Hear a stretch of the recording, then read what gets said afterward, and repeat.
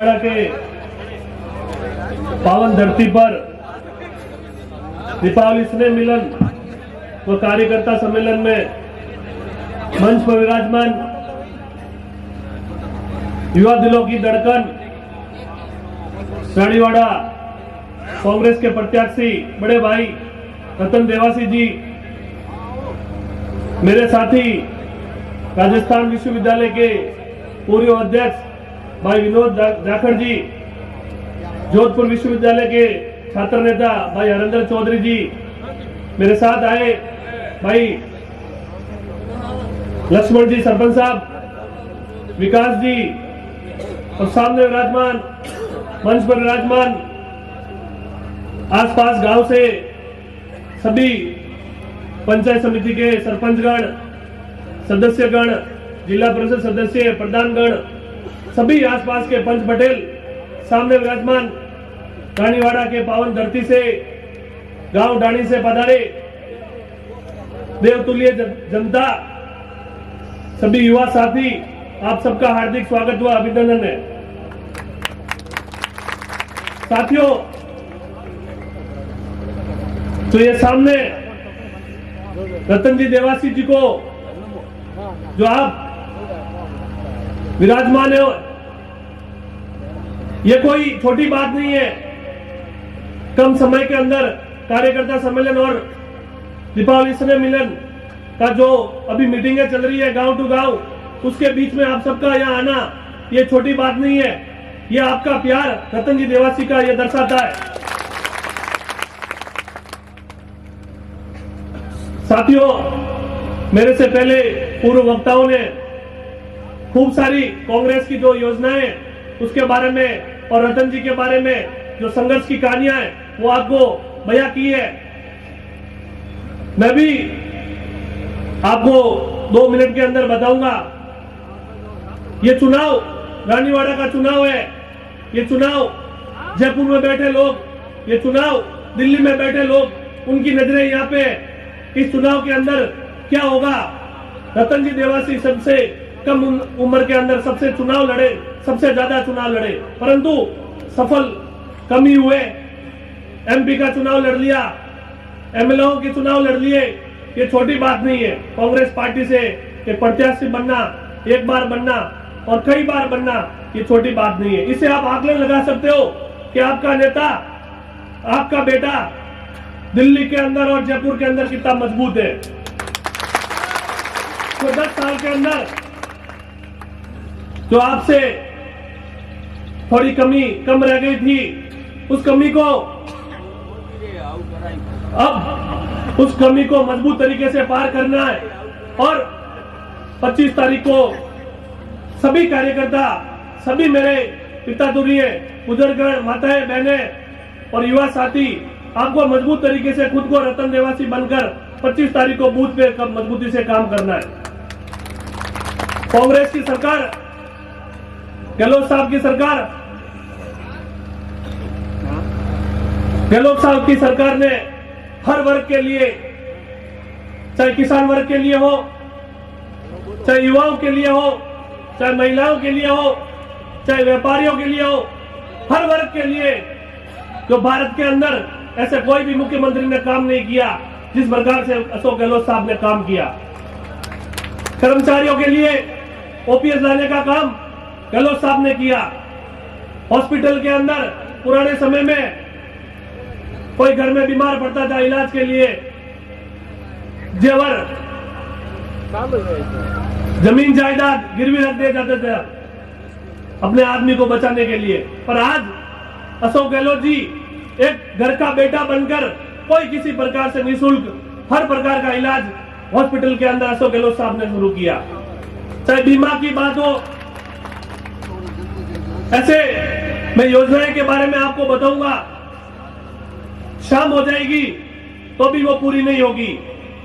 और गहलोत साहब ने जो अभी 7 गारंटी योजनाएं और लॉन्च की है, आपको बताया है। पूरे राजस्थान के अंदर योजनाओं का, चुनावी योजना, गारंटी योजना का यात्रा भी चल रही है।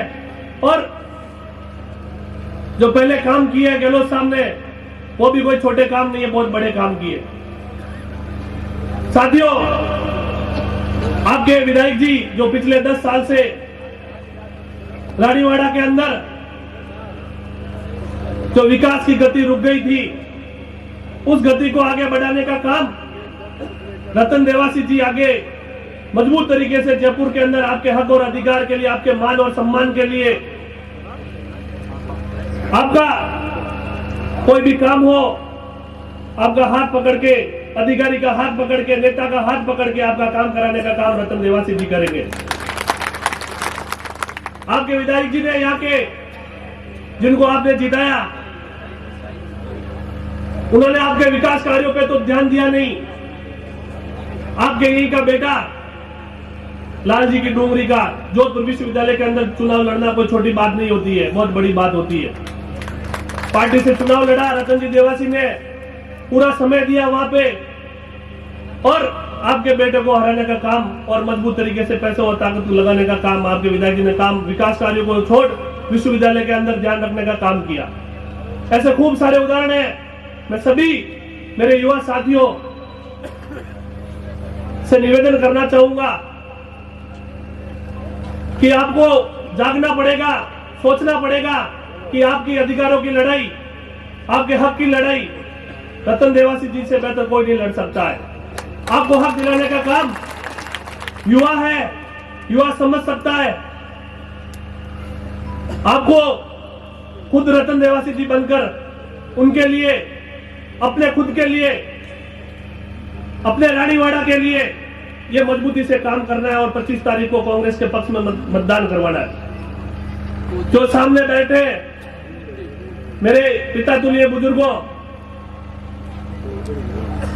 आपके भी हक और अधिकार के लिए, चाहे रतन जी देवासी को जब कांग्रेस की सरकार नहीं थी सैकड़ों आंदोलन करने पड़े, आपके हमेशा सुख दुख में हमेशा आपके साथ रहे, चाहे वो आपके लिए लाठी खानी पड़े, चाहे आपके लिए जेल जाना पड़े, चाहे आपके लिए भूखा रहना पड़े, अपने परिवार से दूर रहना पड़े, पर आपके हक और अधिकार के लिए, आपके मान और सम्मान के लिए कभी रतन देवासी जी ने समझौता नहीं किया।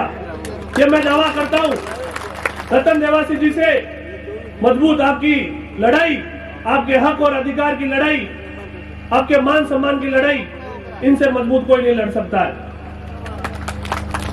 तो सबको जागना पड़ेगा। समय कम है और भी पीछे बोलना है, तो मैं आप सबसे निवेदन करता हूं, विशेषकर सभी मेरे युवा साथियों से। जब मैं विश्वविद्यालय का अध्यक्ष था उस समय यहाँ के कॉलेज के चाहे स्टूडेंट हो, यहाँ के हमारे रेगुलर स्टूडेंट हो, यहाँ के वहां पढ़ते हैं, उनके भी कोई भी किसी प्रकार का छोटा सा भी काम आता था, रतन जी देवासी हमारे को फोन करके बोलते थे मेरे क्षेत्र का लड़का है और इस लड़के के लिए चाहे आपको कैसा भी किसी भी प्रकार से कोई भी संघर्ष करना पड़े, मेरे लड़के के लिए आपको इसका लड़ाई लड़नी है, तो हम लड़ाई के लड़ते हैं। और मैं आपको ये दावा दिलाता हूँ, आपको विश्वास दिलाता हूँ कि आपका क्षेत्र का मान सम्मान हमेशा रतन जी ने ऊंचा रखा है। और जब आपको आपकी बारी आई, जो अभी पहले मेरे भाई हरेंद्र जी ने बोला था, कांग्रेस की सरकार बन रही है, रतन जी देवासी निश्चित तौर पे युवा है, कम समय के अंदर जयपुर और दिल्ली के अंदर जो पहचान है वो उम्र पूरी हो जाती इतनी नहीं बनती जितनी रतन जी देवासी ने बनाई है। सरकार बन रही है, सरकार के अंदर आपको भागीदारी दे रही है, और भागीदारी तभी होगी जब आपके विकास कार्य निश्चित तौर पे तेज चले, तो वो रतन जी देवासी जी को विधानसभा में भेजना है, तभी